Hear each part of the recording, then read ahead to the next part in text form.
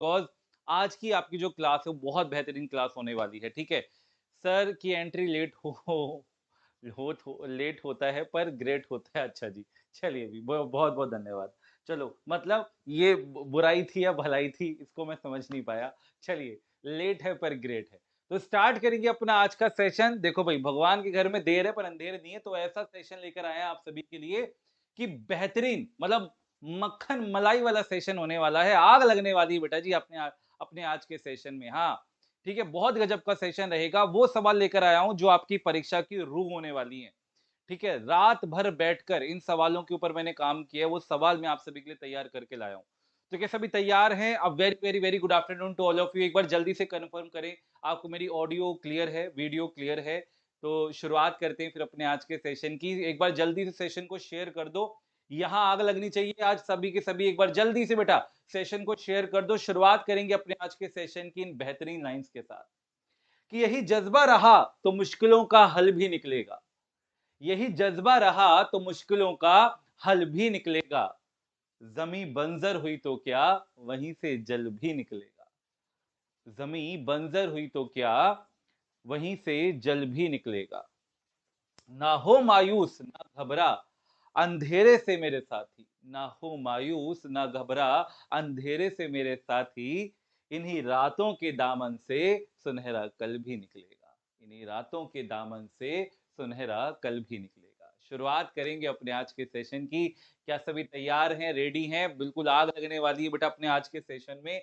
और अभी तक अगर आपने यह टेलीग्राम चैनल ज्वाइन नहीं किया है, मैथ्स बाय हिमांशु सर, तो आप सभी इस टेलीग्राम चैनल से जुड़ जाइएगा। साथ ही साथ सीटेट और बीपीएससी टीआरई 2.0 का बेहतरीन इंडिया का बेस्ट कंटेंट जो है उस बैच में इस बैच में आपको मिलने वाला है। और फीस भी बहुत अफोर्डेबल है। आप सभी इस बैच में एनरोल कर सकते हैं। ये नंबर मैंने आपको दे रखा है, इस नंबर पर आप व्हाट्सएप मैसेज कर सकते हैं, हाई सीटेट या फिर हाई बीपीएससी, जिस बैच से आप जुड़ना चाहते हैं। साथ ही साथ हिमांशु एक कोड है, इस कोड के माध्यम से आप मैक्सिमम डिस्काउंट ले सकते हैं। चलिए, तो शुरुआत करेंगे, स्टार्ट करेंगे अपने आज के सेशन की। और भाई देखो, शुरुआत करेंगे, अपना रूटीन है कि होमवर्क क्वेश्चन से शुरुआत करते हैं।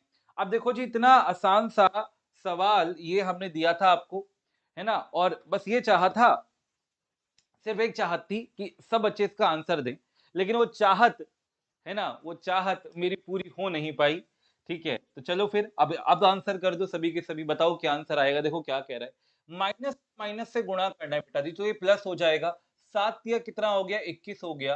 और 13 अट्ठे कितना आ गया, 104 आ गया। तो 21 बटा 104, 21 बटा 104 कहाँ दिख रहा है? ऑप्शन नंबर सी में दिख रहा है। तो सी अपना आंसर आ जाएगा। बहुत बढ़िया। तो यानी कि ऑप्शन नंबर सी जितने बच्चे आंसर कर रहे हैं उन सभी का आंसर बिल्कुल सही है। अगला सवाल, नेक्स्ट क्वेश्चन ये रहा आपके सामने। देखिए क्या कह रहा है, ध्यान दीजिएगा।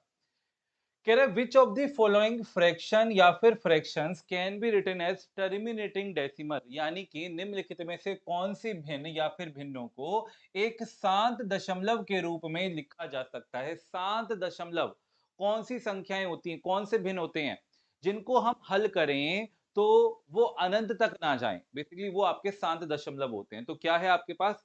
7/18, 11/250 और 21/28। जल्दी से बताएं क्या आंसर आएगा।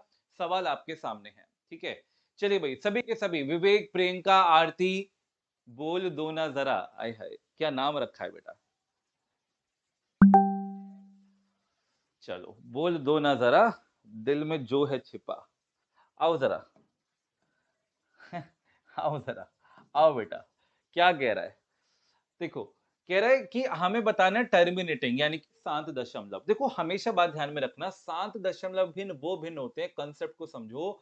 अगर नीचे सिर्फ 2 पड़ा हुआ है, या फिर नीचे सिर्फ 5 पड़ा हुआ है, या फिर 2 और 5 सिर्फ ये दोनों पड़े हुए हैं, है ना। अब ये कितने भी 2 हो सकते हैं, कितने भी 5 हो सकते हैं, कितने भी 2 और 5 हो सकते हैं। तो हम इसको पावर में डाल देते हैं ऐसे, 2 की पावर n, 5 की पावर n कोई हो गई, 2 की पावर n कुछ हो गई, 5 की पावर m कुछ हो गई। मतलब सिर्फ 2 और 5 होने चाहिए, उसके अलावा अगर कोई है। अच्छा, रेसिप्रोकल पूछा था, एक बार चेक कर लेंगे बेटा, कोई नहीं, है ना। अच्छा, हम यहाँ पर कह रहे हैं कि इसके अलावा अगर कोई होगा तो वो आपका अशांत दशमलव हो जाएगा। ये बात ध्यान में रखना, वो शांत नहीं होगा, वो फिर आपका नॉन टर्मिनेटिंग होगा। हमें टर्मिनेटिंग देखना है, तो ये होना चाहिए। अब देखो, 7/18, 18 में देखो तो 9 और 2 दोनों आ रहे हैं, 2 के साथ 9 आ गया, तो ये होगा नहीं सर, ये नहीं होगा। ये नहीं होगा। यहाँ पर 11/250, अब 250 में देखो जरा, 25 में सिर्फ 5 पड़े हैं, 2 5 और पीछे 10 है, मतलब 2 पंजे 10, तो सिर्फ 2 और 5 दिख रहा है, तो हाँ सर ये तो है, ये तो है भैया।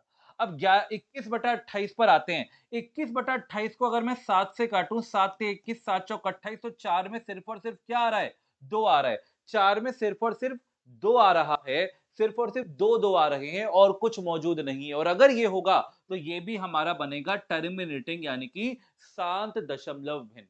तो नीचे सिर्फ अगर 2 और 5 होगा तो वो शांत दशमलव भिन्न है। तो बोलो पहला नहीं है, दूसरा है और तीसरा है। तो दूसरा और तीसरा कौन से विकल्प में मौजूद है? Option number C. जी हाँ, तो सी जितने बच्चों ने आंसर दिया उन सभी का आंसर बिल्कुल सही है। ठीक है चंदा, तो बी नहीं होगा बेटा, आंसर क्या बनेगा? सी। बच्चा क्या करता है ना, बच्चा बस ये देख लेता है, अच्छा 28 के साथ 7 और 4 पड़ा है, अरे बेटा ऊपर वाला भी तो हल करके देख लो, 7 से 7 कट तो गया, और जब कट गया तो सी अपना आंसर आएगा। समझे? चलिए होमवर्क क्वेश्चन एक बार और चेक कर लेते हैं। बच्चे कह रहे हैं हाँ भैया रेसिप्रोकल बोला हुआ था, यानी उल्टा करना पड़ेगा, व्युत्क्रम बोला हुआ था बेटा उसने। तो ये हो गया 13 अट्ठे 104 और 7 तिया 21 प्लस का, अब इसका उल्टा करेंगे तो 104/21 आएगा। हाँ जी भाई, तो 104/21 ऑप्शन नंबर ए अपना करेक्ट आंसर आएगा। ए इज द राइट आंसर, ये आंसर आना चाहिए था। ठीक है ना, व्युत्क्रम कहा है, रेसिप्रोकल कहा है, यानी जो उत्तर आएगा उसको पलट देंगे बेटा। ठीक है, चलिए अगले सवाल पर आते हैं, ध्यान से पढ़िएगा इस सवाल को। एक शांत दशमलव हमेशा कैसा होता है? अ टर्मिनेटिंग डेसिमल इज ऑलवेज, आपको बताना है ये कैसा होता है, जल्दी से बताएं। टर्मिनेटिंग डेसिमल कैसा होता है? अब ये टर्मिनेटिंग का मतलब क्या है? वही बात जो खत्म हो गया। अब जैसे मान लीजिए मैंने आपके सामने 1/5 रखा, तो ये क्या है? 0.2, तो ये टर्मिनेटिंग है। मैंने आपके सामने रखा 1/25, तो ये क्या है बेटा? 0.04, तो ये क्या हो गया? ये टर्मिनेटिंग है क्योंकि शांत है। अगर मैंने बोला 1/10 पड़ा हुआ है, तो ये क्या है? 0.1, तो ये टर्मिनेटिंग है। और नॉन टर्मिनेटिंग कौन से होते हैं? जैसे मैंने बोला 1/3, तो ये क्या है? 0.333333। इसकी गाड़ी रुकेगी ही नहीं बेटा, एक बार चल गई तो चलती रहेगी अनंत तक। तो ये नॉन टर्मिनेटिंग है, इसको अशांत दशमलव कहते हैं। ये सारे शांत दशमलव हैं। तो आपको बताना है शांत दशमलव जो है वो हमेशा क्या होंगे? परिमेय होगा, पूर्ण होगा, पूर्णांक होगा, पूर्ण होगा, या फिर प्राकृतिक संख्या होगी? जल्दी से बताएं क्या आंसर आएगा। बताइए बताइए बताइए। बहुत बढ़िया, बहुत बढ़िया, ए बिल्कुल सही आंसर है। परिमेय संख्या यानी कि रैशनल नंबर, बिल्कुल सही जवाब है। अब बात ध्यान से समझिएगा। रैशनल नंबर्स वो नंबर्स होते हैं जिनको हम पी बाई क्यू की फॉर्म में लिख सकते हैं, या फिर वो टर्मिनेटिंग हो, या फिर वो टर्मिनेटिंग हो और, अच्छा चलो वो भी छोड़ो, इसको मैं पी बाई क्यू की फॉर्म में लिख पा रहा हूं ना, तो ये रैशनल नंबर है। और अगर वो टर्मिनेटिंग है तो भी वो रैशनल नंबर है ना? अच्छा मुझे ये बताओ, ये कैसा नंबर है? ये कैसा नंबर है? क्या ये रैशनल है या इरेशनल है? ये अपरिमेय है या परिमेय है? भैया ये तो समझ में आया कि सर जो खत्म हो रहे हैं, जो जो शांत दशमलव हैं, वो हमारे रैशनल हैं, यानी कि आपके परिमेय संख्याएं हैं। लेकिन ऐसी संख्याएं जो अशांत हैं, ये कैसी है? अशांत दशमलव है। ये शांत नहीं है, ये नॉन टर्मिनेटिंग है, अनंत तक जा रही है। तो ये रैशनल होगी या इरेशनल होगी? कमेंट सेक्शन में आंसर करो, बताओ जल्दी सभी के सभी, स्पीड के साथ। रैशनल है या इरेशनल है? परिमेय है या अपरिमेय है? बताइए कैसी संख्या है? बोलो बोलो बोलो।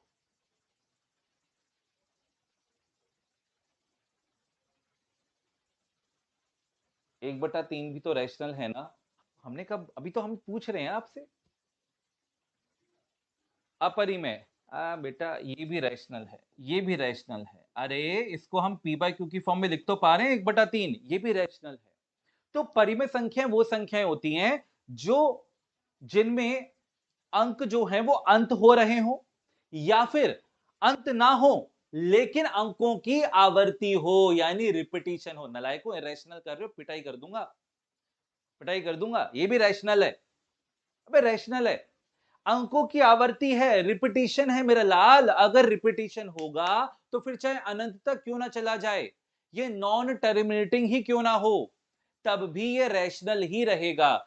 इरेशनल कौन सा होता है दिखाते हैं। इरेशनल ये है 0.14289, कहां तक जाएगा? ये अनंत तक जाएगा। अब इनमें अंकों की आवर्ती नहीं है और ये अनंत तक जा रहे हैं, तो ये आपके इर्रेशनल होंगे, ये आपकी अपरिमेय संख्याएं होंगी।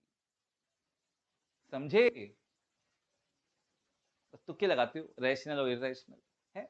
तो अगर अनंत तक जा रहा है और रिपीटिशन भी नहीं है तो वो आपका इरेशनल होगा, अपरिमेय होगा। हालांकि दोनों अशांत दशमलव हैं, ये भी और ये भी, लेकिन इस अशांत दशमलव में आवर्ती अगर होगी तो वो परिमेय होगा, अनावर्ती होगी यानी रिपीटिशन नहीं होगा तो वो अपरिमेय यानी कि इरेशनल होगा। समझे? बड़े आगे। चलिए आगे बढ़ते हैं। अगला सवाल ये रहा आपके सामने। निम्नलिखित में से कौन सा विकल्प सबसे बड़ा है? आपको बताना है इनमें कौन सी फ्रैक्शन सबसे बड़ी है बेटा। आंसर करिए, 20 सेकंड का टाइमर सेट है। देखते हैं कितने बच्चे आंसर करते हैं। आंसर करें। चलिए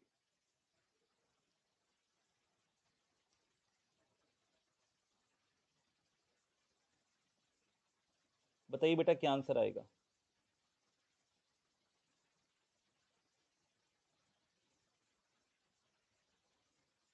सेशन को शेयर कर दीजिए बेटा सभी के सभी मैक्सिमम।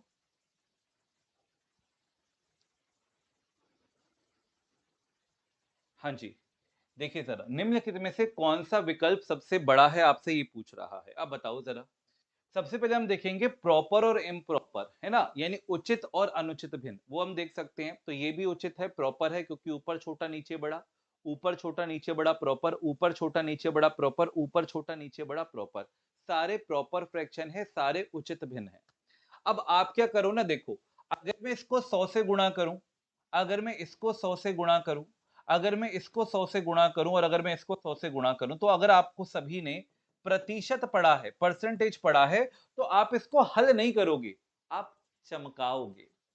अब ध्यान समझ लो, समझो अगर नीचे 9 पड़ा हुआ है, नीचे 9 पड़ा हुआ है और 100 से गुणा हो रखी है, तो वहां 11 का पहाड़ा चलता है, और 7 है तो 11 सत्ते 77 दशमलव 11 सत्ते 77, यानी 77.77% आएगा। आप हल करके देखना, 700 को 9 से भाग करना, यही मिलेगा। 2/5 बेटा, ये तो कट जाएगा सीधा सीधा, 5 दूनी 10, यानी ये आ गया 40%। प्रतिशत में निकाल ले रहे हैं 100 से गुणा करके।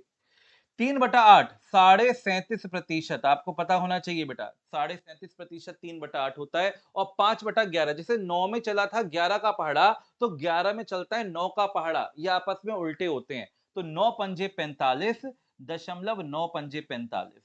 लो भैया, अब क्लियरली दिख जाएगा कौन सबसे बड़ा है। ये सबसे बड़ा है, यानी ए अपना करेक्ट आंसर है। ए इज द राइट आंसर, सबसे बड़ा पूछा था। और मैं देख रहा हूं यहाँ पे सी आंसर आ रहा है मेरे पास, है ना, ऐसे नहीं। तो ए हमारा करेक्ट आंसर है। देखो ए सबसे बड़ा है, ए हमारा सबसे बड़ा है, ए इज द राइट आंसर। ठीक है, बात समझ में आ गई? परफेक्ट है, मजा आया, समझ में आया, क्लियर है? कमेंट सेक्शन में कमेंट नहीं आ रहा, ऐसे कैसे ढीले पड़े हो, ऐसे ढीले नहीं पड़ना बेटा। अगला सवाल जल्दी से बताओ। विच of the following is not a rational number, यानी निम्न में से कौन सी परिमेय संख्या नहीं है, आपने बताना है कौन सी परिमेय संख्या नहीं है। जल्दी से बताइए, इनमें कौन सी परिमेय संख्या नहीं है, not a rational number.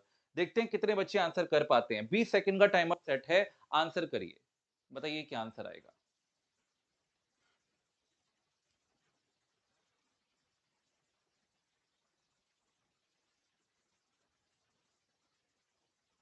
Priyanka कह रही है एक बार फिर से समझाइए। अरे इसे समझाना क्या, 100 से गुणा करके हल ही तो करना है बेटा, 100 से गुणा करके हल ही तो करना है। अब इसमें भी समझाएं, बताओ बेटा, 100 से गुणा करके हल करना है, बस इतना ही तो करना है प्रियंका।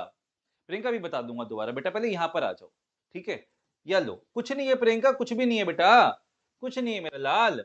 लो, एक तरीका और बता देता हूँ, एक तरीका और समझ लो।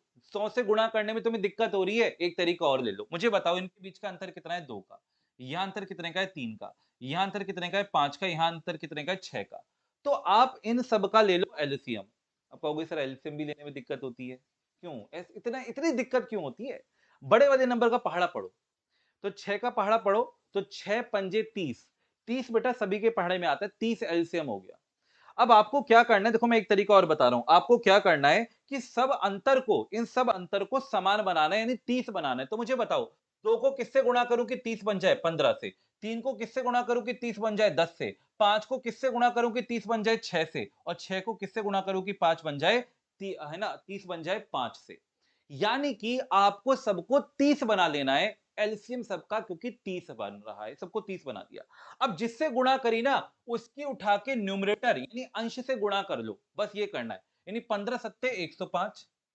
यहाँ पर देखो 10 का 2 से गुणा करेंगे 20, मतलब नीचे वाले से मतलब नहीं है, बस ऊपर गुणा करो। 6 तिया 18 और पचम 25। अब बताओ इनमें कौन सा बड़ा? 105 बड़ा, तो ये सबसे बड़ा। पूछे सबसे छोटा, तो ये सबसे छोटा, यानी कि ये सबसे छोटा हो जाएगा। ये सबसे छोटा हो गया और ये सबसे बड़ा है। अरे बोलो हाँ कि ना, बड़ा छोटा निकालना आया कि नहीं आया? जल्दी बोलो। बड़ा छोटा निकालना आया कि नहीं आया? इस तरीके से हम करते हैं। बाकी दो जीरो, दो 100 से गुणा करके ही बेटा आप आंसर कर सकते हो, ठीक है ना? वो भी आसान है। अगला सवाल ये रहा आपके सामने, जल्दी से बताएं क्या आंसर आएगा। आपको बताने इनमें कौन सी परिमेय संख्या नहीं है ना? अब देखो, परिमेय संख्या वो नहीं होगी, सुनना, परिमेय संख्या ना होने का मतलब अपरिमेय होना। तो जो स्क्वायर रूट के अंदर रह गई, वो रैशनल नंबर नहीं है। वो रैशनल नंबर नहीं है। जो बाहर निकल गया, जो आजाद हो गया, वो रैशनल नंबर है। ये बात ध्यान में रखना। समझ रहे हैं? यानी कि अगर जो पिंजरे में रह गया, वो हमारा रैशनल नहीं होगा, यानी वही अपना आंसर होगा। और जो पिंजरे से बाहर निकल गया, मतलब स्क्वायर रूट से बाहर निकल गया, वो हमारा रैशनल होगा। अब कैसे पता लगेगा? 3 का स्क्वायर करो कितना आया? 9। 4 का स्क्वायर करो कितना आएगा बेटा? 16। 9 और 16 कितना बना? 25। अब बताओ 25 को हम क्या कहते हैं? पच्चम 25, यानी 2 का जोड़ा मिल रहा है ना? तो यानी 5 बाहर आ जाएगा, तो ये तो रैशनल है। यानी नॉट अ रैशनल पूछ रहा था, तो ये अपना आंसर नहीं है। आगे आते हैं।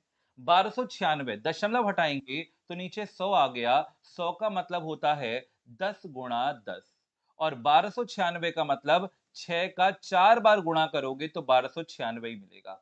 6 छिक 36, छिक्का 216, छिक्का 1296।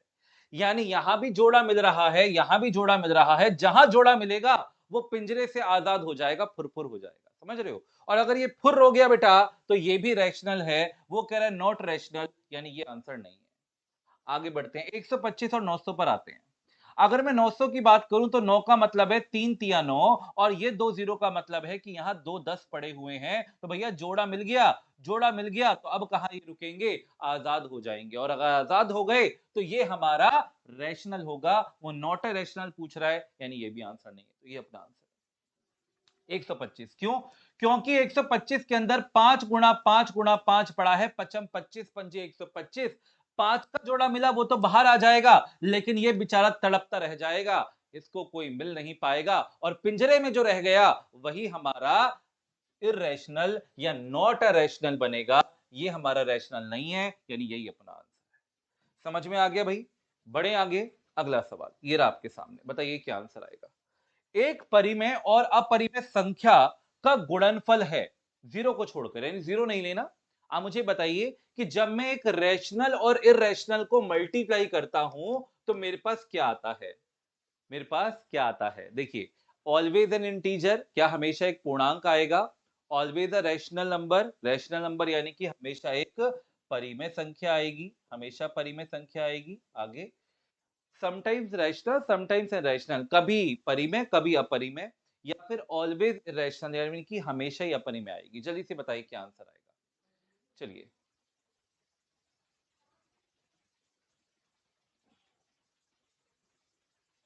बच्चा कह रहे हम सब फ्री हो जाएंगे जब जॉब, ना ना ना, ये लगता है बेटा, जब जॉब लग जाएगी तब तो और भी ज्यादा रिस्पॉन्सिबिलिटी बढ़ जाएगी। अरे तब तो फिर आपकी रिस्पॉन्सिबिलिटी बहुत ज्यादा हो जाएगी। फिर आपको बच्चों को शिक्षित करना है ना, तो वो तो बहुत बड़ी रिस्पॉन्सिबिलिटी है। समझ रहे हैं? चलो आओ जरा, यहां पर आओ जरा, क्या कह रहा है आपसे? परिमेय और अपरिमेय। अब देखो, कोई भी परिमेय संख्या उठा लो। मान लीजिए अगर मैंने एक परिमेय संख्या ले ली यहां पर 2/3, और मैंने फिर एक अपरिमेय संख्या ले ली, मान लीजिए मैंने वो ले लिया √2। जब मैं गुणा करूंगा तो क्या बनेगा? 2/3 √2। अरे बोलो हाँ की ना? तो अगर मैंने परिमेय का अपरिमेय से गुणा किया, क्योंकि √2 क्या है? अपरिमेय। 1.4123 इन्फिनिट तक जाता है, अनंत तक जाता है ना? तो इनमें आवर्ती नहीं है और अनंत तक जा रहा है, यानी कि ये अपरिमेय संख्या है। सिंपल सी बात है ना, पिंजरे में रह गया, रूट रूट के अंदर रह गया, बाहर नहीं निकल पाएगा दो, क्योंकि दो का जोड़ा भी मौजूद नहीं है, तो अपरिमेय है। तो अपरिमेय का परिमेय से गुणा करेंगे तो ये क्या मिला? अभी भी अपरिमेय है, क्योंकि यहाँ पर √2 आ रहा है। लेकिन अगर, समझ रहे हो, इरेशनल आया। लेकिन अगर मैं √2 का गुणा √2 से करूं, नहीं, ये रैशनल है ना, रैशनल का इरेशनल से ही करना है। अच्छा, रैशनल का इरेशनल से करना है, तो रैशनल ले लेते हैं कोई भी हम, है ना? रैशनल हमने यही ले लिया, 4 ले लिया, और इरेशनल अगर हम लेते हैं, नहीं हमेशा ही फिर इरेशनल ही मिलेगा, हमेशा इरेशनल ही मिलेगा। रैशनल इरेशनल का मल्टीप्लाई हमेशा इरेशनल ही मिलेगा बेटा, तो हमेशा एक अपरिमेय मिलेगा, अपरिमेय मिलेगा। यहाँ पर आपका आंसर अपरिमेय ही आएगा, क्योंकि 0 तो लेना नहीं है ना, तो अपरिमेय ही आएगा, यानी कि डी अपना answer, D will be the right answer. ठीक है जी? आंसर क्वेश्चन समझ में आया? तो ऑलवेज क्या होगा? इरेशनल होगा। कभी भी रैशनल इरेशनल की मल्टीप्लाई करोगे ना, तो वो चिपक जाएगा ना इरेशनल उसके साथ, तो वो इरेशनल ही बनेगा। चलिए आगे बढ़ते हैं, आगे बढ़ते हैं, अगला सवाल, नेक्स्ट क्वेश्चन पढ़िए, बताइए क्या आंसर आएगा। एक परिमेय संख्या का अंश उसके हर से 10 कम है। एक परिमेय संख्या का अंश उसके हर से 10 कम है। यदि अंश में 12 की वृद्धि और हर में 5 की कमी की जाती है, तो हमें 5/4 परिमेय संख्या मिलती है। तो बताइए, है ना, 5/4 होता है, तो आपको बताना है वह परिमेय संख्या कौन सी है। ठीक है, वह परिमेय संख्या कौन सी है। चलिए, तो क्वेश्चन में दे रखा है अंश जो है हर से 10 कम है, अंश हर से 10 कम है। अब देखो, यहाँ ये 10 कम है, हाँ, यहाँ ये 10 कम है, हाँ, यहाँ 10 कम है, हाँ, यहाँ 10 कम है, हाँ, हर जगह 10 कम है, मतलब कि ऑप्शन से पहले वाले कथन से तो सॉल्व नहीं हो पा रहा। अब हम आते हैं दूसरे कथन पर। दूसरे कथन पर आते हैं, तो कह रहे यदि अंश में 12 जोड़ा जाए, हर में 5 घटाया जाए, तो वो 5/4 से विभाजित होगा। देखो चमकाना आपने कैसे डायरेक्ट। बच्चा क्या करता है ना, बच्चा ये करता है कि ऑप्शन से करता तो है, लेकिन सब में सब ऑप्शन को चेक करने लगता है। पहले ऊपर 12 जोड़ता है, वृद्धि करता है, नीचे 5 घटाता है और हल करके देखता है कहां 5/4 आ रहा है ना। स्मार्ट अप्रोच यूज करो, बताते हैं कैसे। आप हर में से 5 को घटाओ, डिनोमिनेटर में से 5 को माइनस करो और फिर चेक करो क्या वो 4 से विभाजित है। भैया तभी तो कट के 4 आया होगा। तो 5 काटो, 29 में से 5 गया कितना आ रहा है? 24 आ रहा है, 24। 35 में से 4 गया कितना आ रहा है? 31। 33 में से 4 गया कितना आ रहा है? 29। और 31 में से 4 गया कितना आ रहा है? 27। बोलो कौन 4 से विभाजित है? ये है, यानी कि ऑप्शन नंबर ए ही अपना करेक्ट आंसर है। ए इज द राइट आंसर। सी कहां से आ गया अक्षिता? बेटा सी नहीं होगा, सी नहीं होगा, देख रहे हो, सी नहीं बन पाएगा। तो आंसर क्या मिलेगा? ऑप्शन नंबर ए। अरे करके दिखा देते हैं, 19 में 12 जोड़ो जरा, 19 में 12 जोड़ो और 29 में से 5 घटाओ, कितना आ रहा है? ये आ गया 24, और 9 2 11, हासिल 1, ये आ गया कितना? सही है ना, 12 जोड़ रहे हैं ना 19 में, 19 से 12 की वृद्धि कर रहे हैं, तो और इसमें 5 की कमी कर रहे थे, तो 5 की कमी करी तो 24 आ रहा है। 5 की, अरे अरे अरे, यहाँ 30 आएगा ना 5 की कमी करेंगे तो, मैंने 4 की कमी कर दी लग रहा है। हाँ, 5 की कमी करेंगे तो यहाँ 28 मिल रहा है। ओहो! Sorry, sorry, sorry. सॉरी बेटा सॉरी, मैंने 4-4 घटा दिया। तो 31 में से 5 घटाएँगे तो यहाँ पर कितना आ रहा है? यहाँ 26 आ रहा है। हाँ, तो 2 विकल्प बच रहे हैं फिर आपके पास, एक 24 और 28, यानी ये दोनों चले गए, ये दोनों चले गए। अब क्या करो, 19 में 12 जोड़कर देख लो, 5 से विभाजित होना चाहिए। तो इकाई अंक से देखो, 9 और 2 11 का 1 आ रहा है, यानी ये तो नहीं होगा। तो ऑब्वियस सी बात है, फिर ये अपना आंसर हो जाएगा। 3 और 2 5 बन रहा है, और 5 इकाई अंक 5 से कटेगा, यानी कि सी आंसर होगा। सी इज द राइट आंसर। मैंने गलती से ना 4-4 घटा दिया, 4-4 घटा दिया भाई भावनाओं में, वो 4 से विभाजित की जगह पे मैंने 4 से घटा दिया, 5 घटाना है ना हमें, तो 5 माइनस करना। 2 विकल्प बचे, उसमें से फिर हमने अंश में देख लिया, तो हमारा ऑप्शन नंबर सी आंसर आ गया। सी सही है भैया, सी बिल्कुल सही है। बढ़ते हैं अगले सवाल की ओर। नेक्स्ट क्वेश्चन आ रहा है आपके सामने, ये रहा। ध्यान से पढ़ेंगे, आराम से पढ़ेंगे। देखो इस तरीके के जो सवाल है ना, ऐसे सवाल आपकी परीक्षा में बनेंगे। ठीक है, नए पैटर्न पर बेस्ड है। देखो क्या कह रहा है, कह रहा है नीचे 2 कथन दिए गए हैं। पहला कथन देखो, एक संख्या 12 से विभाज्य है यदि वो 3 और 4 दोनों से विभाजित है। कोई संख्या 12 से तब विभाजित होगी जब वो 3 और 4 दोनों से विभाजित है, पहली बात। दूसरी बात, एक संख्या 3 से विभाज्य है यदि और केवल यदि संख्या के सभी अंकों का योग 6 से विभाज्य है। तो कोई संख्या 3 से विभाजित कब होगी? जब संख्या के अंकों का योगफल 6 से विभाजित है। आपको बताना है इन दोनों कथनों में कौन सा सही है, पहला सही है, दूसरा गलत है, क्या है। ठीक है, चलिए आंसर करिए, बताइए क्या आंसर आएगा।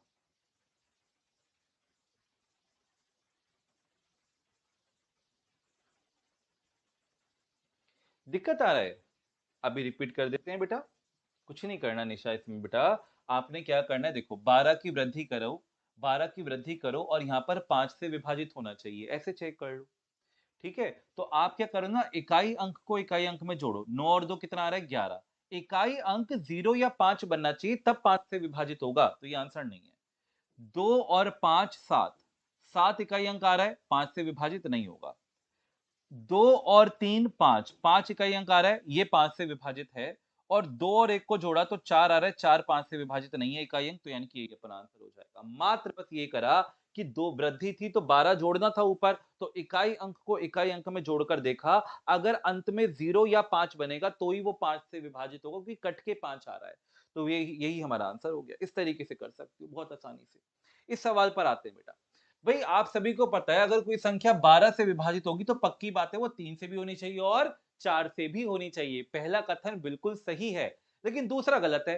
भैया 3 के अंकों का योगफल का नियम क्या है कि अंकों का योगफल 3 से विभाजित होना चाहिए। ये 6 मुंह उठा के कहां से आ गया? तो ये तो गलत है, ये बात गलत है। दूसरा कथन गलत है, पहला सही है। देखो कौन सा कह रहा है, यहाँ दोनों एक जैसे हो गए भाई, यहाँ पे इसको ट्रू कर लो, है ना। पहला कथन क्या है, सही है ना, ट्रू कर लो। पहला सही है और दूसरा क्या है, गलत है, फॉल्स है। आप कह रहे हो कि सर आंसर आ रहा है, वो तो दे ही नहीं रखा है। तो बेटा पहला क्या है, पहला सही है, ठीक है, और दूसरा क्या है, दूसरा आपका गलत है। दूसरा आपका गलत है यानी कि असत्य है। समझ गए? क्लियर है? सभी को समझ में आ गया होगा। बढ़े आगे, अगला सवाल ये रहा आपके सामने। बहुत गजब के, बहुत बेहतरीन सवाल हैं, ध्यान दीजिएगा। मैंने इसलिए बोला कि ये जो सवाल है आपकी परीक्षा की रूह है, आत्मा है, यहीं से सवाल बनेंगे परीक्षा में। कह रहा है बेटा विच of the following statement is true, true, निम्नलिखित में से कौन सा कथन सत्य है। कथन आप सभी के सामने है, जल्दी से बताएं क्या आंसर आएगा। 30 सेकंड का समय ये रहा, 30 सेकंड्स का टाइमर सेट है, आंसर करें। मोबाइल से ब्लॉक कर सकती हो लेकिन दिल से नहीं। अरे वाह, क्या लाइन मारी है। ठीक कह रहा है, मतलब किसी को कह रहा होगा, कह रहा है मोबाइल से ब्लॉक कर सकती हो दिल से नहीं। बिल्कुल सही बात है, बहुत बढ़िया। चलो चलो भाई, इसको कोई ब्लॉक मत करना, ठीक है, ये अच्छा बच्चा है।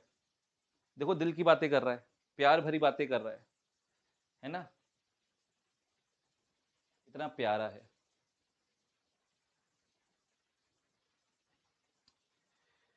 बहुत प्यारा है, ऐसा भैया सबको मिले। चलो भाई आओ जरा, देखो क्या कह रहा है, ऐसा भाई सबको मिले। तो क्या कह रहा है, कह रहा है 0.9, 0.9 का हमें वर्गमूल चाहिए, स्क्वायर रूट चाहिए, तो क्या वो 0.3 आएगा? क्या वो 0.3 आएगा? नहीं। क्यों? क्योंकि बेटा अगर मैं इसकी बात करूं तो ये 9/10 है। अब देखो 9 का वर्गमूल तो 3 हो गया, लेकिन 10 तो रूट के अंदर रह गया, तो ये तो गलत है, तो ये तो आंसर नहीं होगा। अब कहते हैं फॉर एन इंटीजर, यानी एक पूर्णांक के लिए, है ना, A cube is always greater than A square. कह रहा है ए क्यूब जो है वो हमेशा ए स्क्वायर से बड़ा होगा।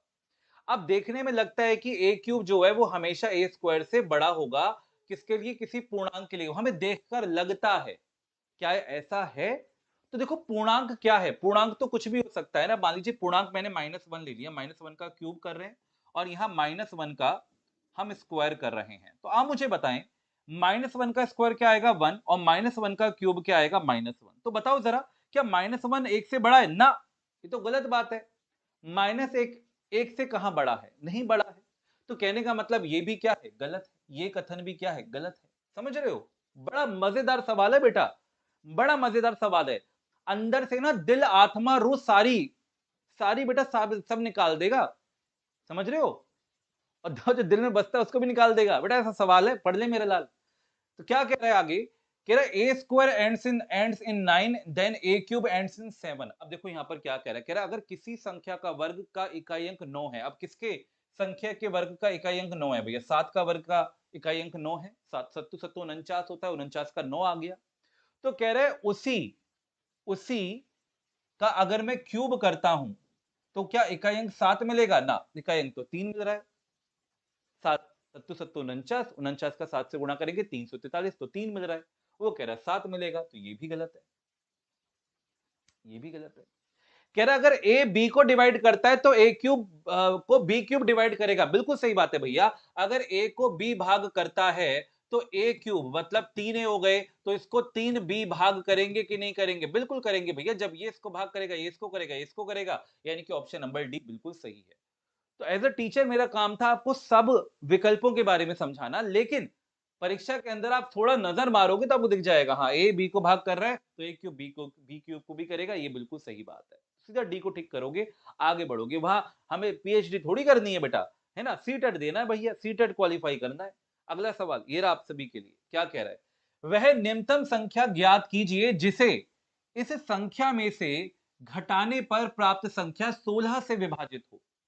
मतलब इसमें से हम इनमें से कौन सी न्यूनतम संख्या घटाएं कि वो 16 से पूरा पूरा विभाजित हो जाए। जल्दी से बताएं क्या आंसर आएगा। समय देते हैं आपको 30 सेकंड का। उड़ाइए बेटा क्वेश्चन को, बताइए क्या आंसर आएगा। बताओ बताओ बताओ क्या आंसर आएगा। ठीक है,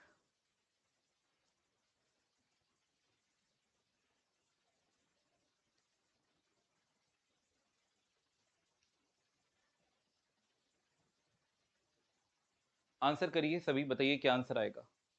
देखिए क्या कह रहा है, वह निम्नतम संख्या ज्ञात कीजिए जिसे इस संख्या से घटाने पर प्राप्त संख्या 16 से विभाजित हो। अब मुझे बताओ कि अगर ये बात है तो हम इसको 16 से भाग करके चेक कर सकते हैं, इसको हम 16 से भाग करके चेक कर सकते हैं, नहीं कर सकते? हाँ, 16 एकम 16, कितना बचा आपके पास, 4 और 2 6, 6 उतार दिया, 16 चौके 64, कितना बचा बेटा जी आपके पास, 2 बचा। समझ रहे हैं? अब आपने क्या करा, 6 को उतार लिया, फिर 16 एकम 16, कितना बचा आपके पास, 10 बचा। फिर आपने 2 को उतारा, 102 हो गया। फिर 16 16 छिक्का 96, सत्ते तो बड़ा हो जाएगा तो 96, कितना बचा, 6 बचा। फिर आपने 2 7 को उतारा, 67 हो गया। तो 16 चौके 64, कितना बचा, 3 बचा। ये 3 पता है क्या बता रहा है, ये 3 ये कह रहा है कि ये 3 अधिक है, 3 फालतू है। तो अगर मैं इसमें से 3 को निकाल दूं तो ये 16 से पूरा पूरा विभाजित हो जाएगा, यानी कि 3 अपना करेक्ट आंसर है। D will be the right answer. समझ रहे हैं बेटा, इस तरीके से करना है। तो 3 हमारा करेक्ट आंसर। बढ़ते हैं अगले सवाल की ओर। नेक्स्ट क्वेश्चन ये रहा, चमकाओ बेटा, बताओ क्या आंसर आएगा। सवाल आप सभी के सामने है, 30 सेकंड का समय, बेहतरीन सवाल, डिविजिबिलिटी रूल से, विभाजन के नियम से बेहतरीन सवाल है। आंसर करें सभी के सभी, बताइए क्या आंसर आएगा।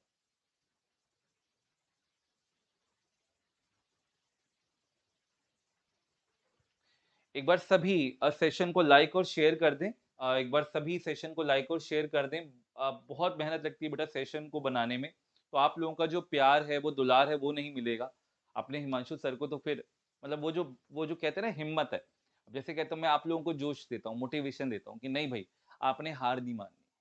ठीक है, तो मैं भी इंसान हूँ, मेरी भी हिम्मत टूटती है, लेकिन वो सिर्फ तब टूटती है जब मेरा हर एक शेर और शेरनी आकर ना जुड़े। मैं क्योंकि मैं चाहता हूँ कि जो मैं मेहनत कर रहा हूँ ना, वो मेरी मेहनत सफल हो, और वो सिर्फ तब सफल होगी जब आप सभी के सभी आकर बेटा जुड़ेंगे। तो मैं चाहूंगा कि आप प्लीज सेशन को जितना शेयर कर सकते हैं प्लीज शेयर करिए। ठीक है, एक बच्चा कह रहा है सर आप गलत बताए हैं, फिर से क्या गलत बताए हैं भैया, क्या गलत बताए हैं बेटा? वो ये तो कह रहा है इसमें क्या घटाया जाए, इसमें से क्या घटाया जाए, तो छोटी छोटी संख्या क्या घटाओगे?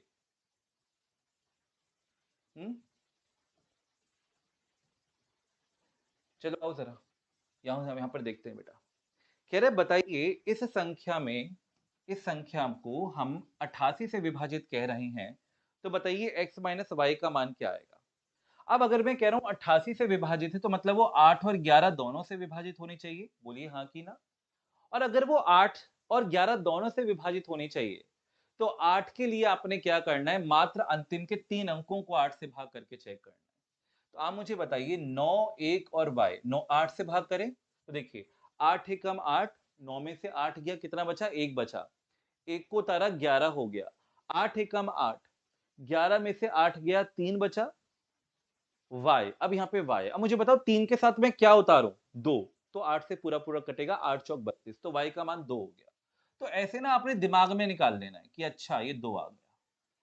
समझ, दोबारा बताता हूँ, इसे 9y 91y है बेटा, 8 से भाग करो, 8 एकम 8, 9 में से 8 गया, 1 बचा, 1 को उतारा, 8 एकम 8, 11 में से 8 गया, 3 बचा। बताओ भाई क्या उतारूं, भाई 2 आ जाए तो मजा आ जाएगा, क्योंकि 8 चौक 32 से पूरा पूरा चला जाएगा, ये समझ रहे हो। तो यानी y का मान क्या हो गया, 2 हो गया, तो यहाँ पर तो 2 आएगा, तभी वो 8 से विभाजित हो पाएगा।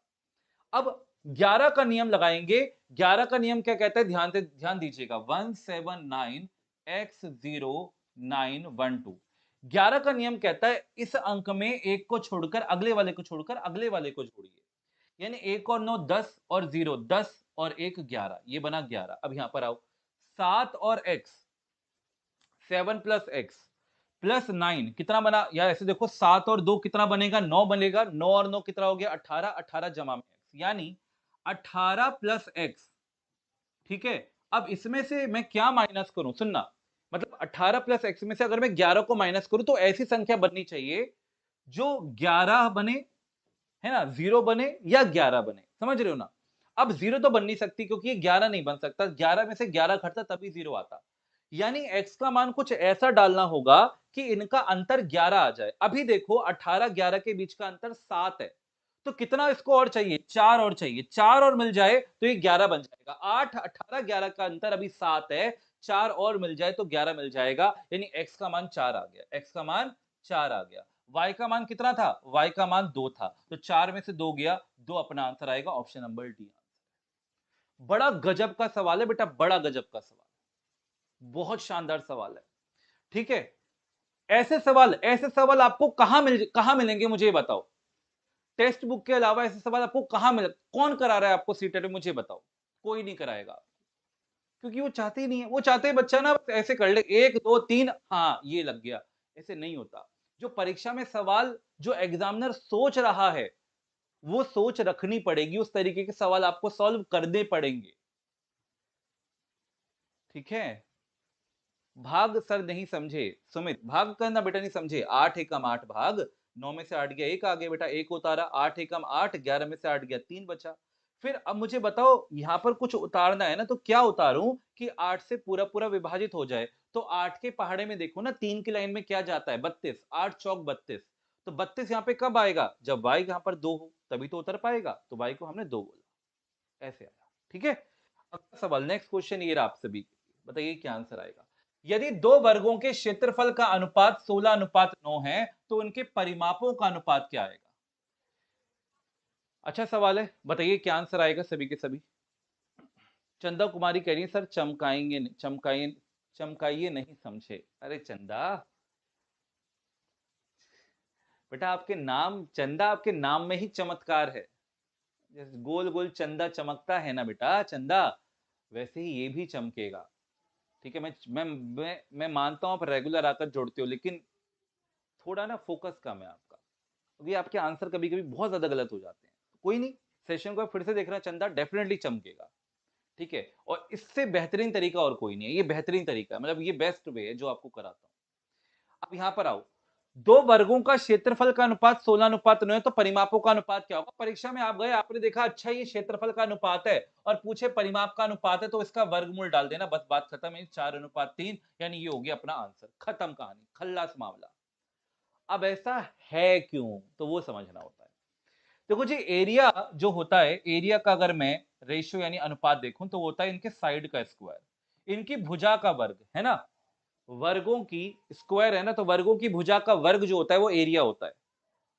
ठीक है, और अगर मैं परिमाप का अनुपात पूछूं, तो परिमाप क्या होता है, 4 गुणा भुजा, 4 इंटू साइड होता है, और यहां पर भी 4 इंटू साइड होगा, यानी 4 से 4 गया, तो परिमाप का अनुपात आएगा जो भुजा का अनुपात है। तो भुजा का अनुपात कैसे निकलेगा, भाई ये तो वर्गों का अनुपात दे रखा है, तो अगर मुझे भुजा का अनुपात चाहिए, क्योंकि मुझे परिमाप का अनुपात चाहिए, तो मैं इसका वर्गमूल करूंगा, इसलिए वर्गमूल किया गया, कंसेप्ट है। तो 4:3 अपना आंसर आएगा, समझे बेटा। अगला सवाल, नेक्स्ट क्वेश्चन ये रहा आप सभी के लिए। एक वर्गाकार मैदान का क्षेत्रफल आपको दिया हुआ है इतना, एक व्यक्ति द्वारा इस मैदान की परिमिति 5 चक्कर लगाने पर तय दूरी होगी, इस मैदान की परिमिति पर 5 चक्कर लगाने पर तय दूरी होगी, मतलब आपको बताना है कि जब वो 5 चक्कर लगा लेगा तो वो कितनी दूरी तय कर लेगा, और इस मैदान का, इस वर्गाकार मैदान का, स्क्वायर फील्ड है, उसका एरिया आपको दिया हुआ है, एरिया दिया हुआ है। चलो बताओ क्या आंसर आएगा, सभी के सभी आंसर करो। जब एरिया दिया हुआ है स्क्वायर का, तो उसकी साइड कैसे निकालनी है आपको आना चाहिए बेटा। ठीक है, बताइए क्या आंसर आएगा, सभी के सभी आंसर करें।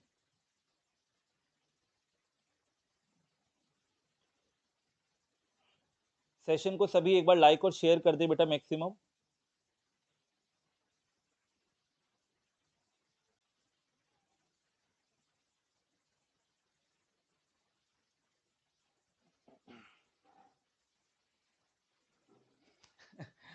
आओ जरा बेटा, आओ जरा, देखो आओ जरा, देखो क्या कह रहा है। वर्गाकार मैदान का क्षेत्रफल आपको दे रखा है 6400।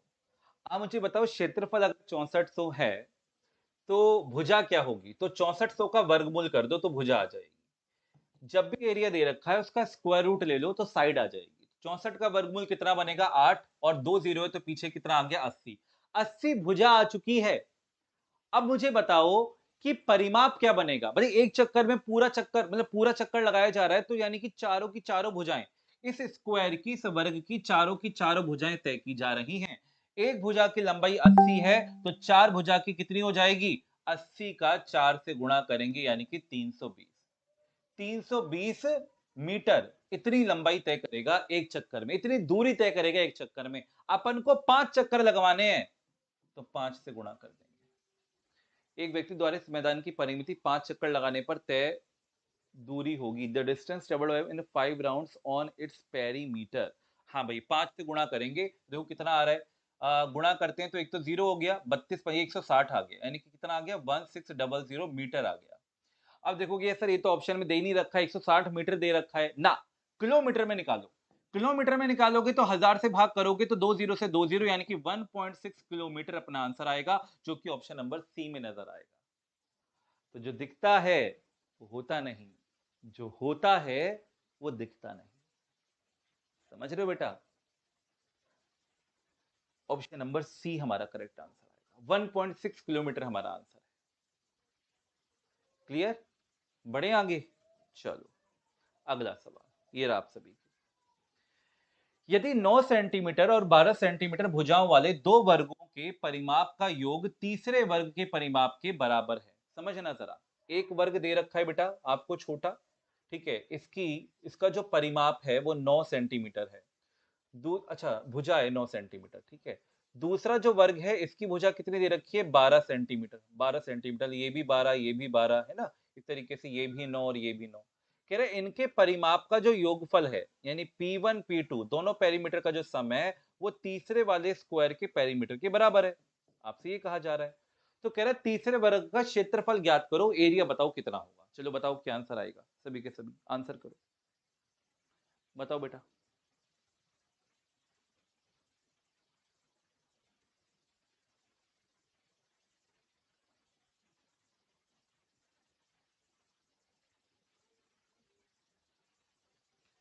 चलो चलो चलो बताओ क्या आंसर आएगा।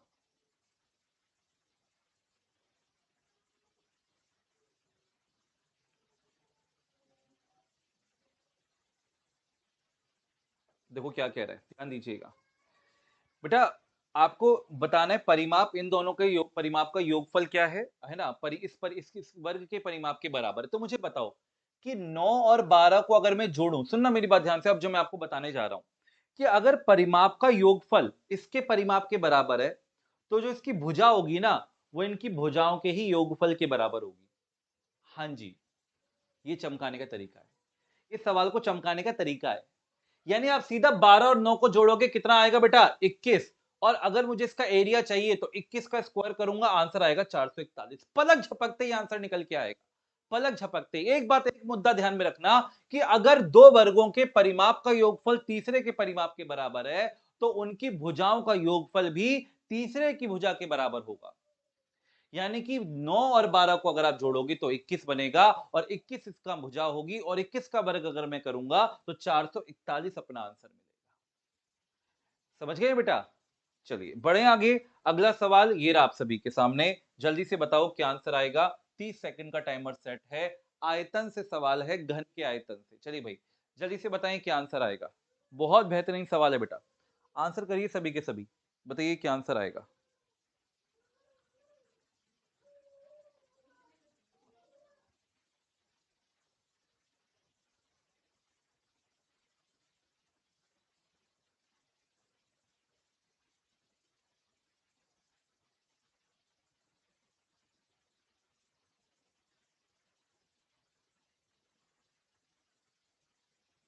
आइए जरा देखिए क्या कह रहा है।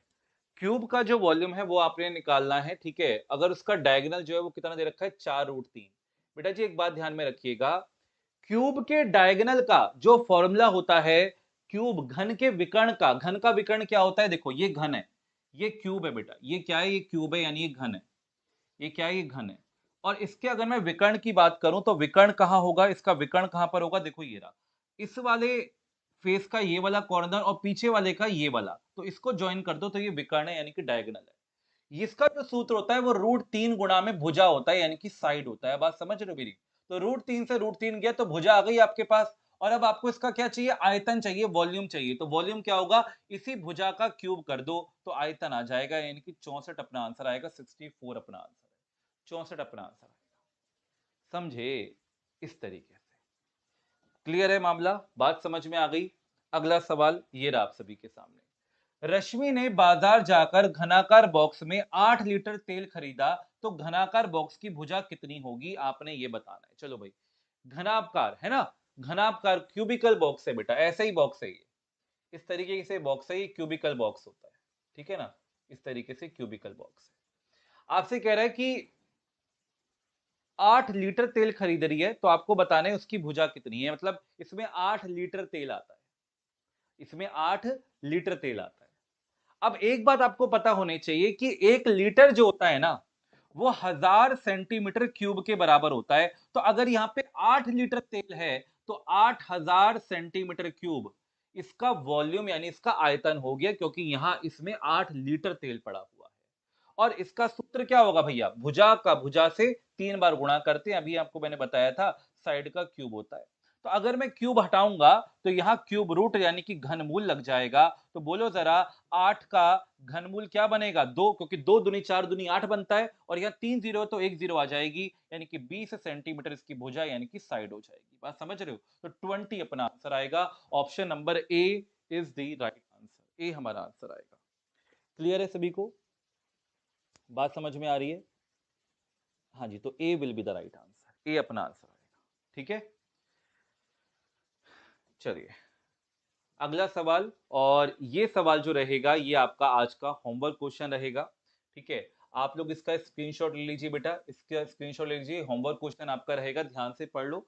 64 सेंटीमीटर क्यूब आयतन वाले दो घनों को एक सिरे से दूसरे सिरे तक जोड़ा गया है, तो परिणामी घनाभ का पृष्ठीय क्षेत्रफल क्या होगा? बहुत बेहतरीन सवाल है, और मैं चाहूंगा आप सभी इस क्वेश्चन का उत्तर जरूर ट्राई करें। ठीक है, कहाँ? कमेंट सेक्शन में। ठीक है, तो ये था मेरी तरफ से आप लोगों के लिए आज का सेशन। अ, कल ठीक 12 बजे मैं आप सभी के लिए कुछ नया लेकर आने वाला हूँ, और मैं चाहूंगा कि आप सभी उस क्लास में आकर जुड़े, क्योंकि उस क्लास से आप सभी के 30 नंबर ही नहीं, बहुत सारे नंबर कवर अप होंगे। और वो कैसे होंगे सर? गणित तो 30 ही नंबर का आता है। बहुत जल्द आप सभी के लिए इस टेलीग्राम चैनल पर, जो है मैथ्स बाय हिमांशु सर, ठीक है, ये टेलीग्राम चैनल है, इस टेलीग्राम चैनल का बेटा आप लोग स्क्रीनशॉट ले लो, मैथ्स बाय हिमांशु सर। और अभी तक अगर कोई नहीं जुड़ा हुआ है तो आप सभी इस टेलीग्राम चैनल से जुड़ जाइएगा। यहाँ पर मैं बहुत जल्द शाम तक आपको इन्फॉर्मेशन दूंगा कि कल ठीक 12 बजे मैं आप लोगों के लिए क्या खास लेकर आ रहा हूँ। उस एक क्लास से आपके किस तरीके से सर 30 से भी मैं ज्यादा नंबर स्कोर कर पाऊंगी, सिक्योर कर पाऊंगी या कर पाऊंगा, वो हम देखेंगे। साथ ही साथ बीपीएससी टीआरई 2.0 और सीटेट का जो पेड बैच है वो सुपर कोचिंग पर अवेलेबल है। इस बैच से जुड़ने के लिए मैंने आपको नंबर दे रखा है, इस पर कॉल और व्हाट्सएप मैसेज करके आप पेड बैच से जुड़ सकते हैं। साथ ही साथ हिमांशु इस कोड का यूज करके भी आप लोग डिस्काउंट यहाँ पर ले सकते हैं। ठीक है बेटा, कैसे एनरोल करना है एक बार मैं वो भी आपको बता देता हूँ। तो आप लोग जाएंगे यहाँ पे टेक्स्टबुक.com पर, टेक्स्टबुक.com पर जाने के बाद में सुपर कोचिंग पर जाना है, और सुपर कोचिंग पर लेफ्ट हैंड साइड पे आपको देखिएगा टीचिंग एग्जाम्स। वहां पर जैसे मान लीजिए हमें सीटेट के बैच में एनरोल करना है, तो आप जाएंगे सीटेट के बैच पे, ठीक है, और यहाँ पर आप अप्लाई कूपन के सेक्शन पे जाएंगे, और यहाँ पर आप अप्लाई कर देंगे code, date is Himanshu, HIMANSHU, और अप्लाई करेंगे तो ये जो फीस है आपकी हो जाएगी मात्र कितनी? 835, और यहाँ से आप एनरोल कर सकते हैं। ठीक है, तो ये था मेरी तरफ से आप लोगों के लिए आज का सेशन। मिलते हैं आप लोगों से नेक्स्ट क्लास में, तब तक के लिए जय हिंद, जय भारत, नमस्कार। सेशन को लाइक करिएगा सभी जाने से पहले, और शेयर जरूर करिएगा, और कमेंट सेक्शन में बताइएगा कैसा लगा सेशन। ठीक है, जय हिंद, जय भारत, नमस्कार। आप सभी का दिन बहुत बहुत शुभ।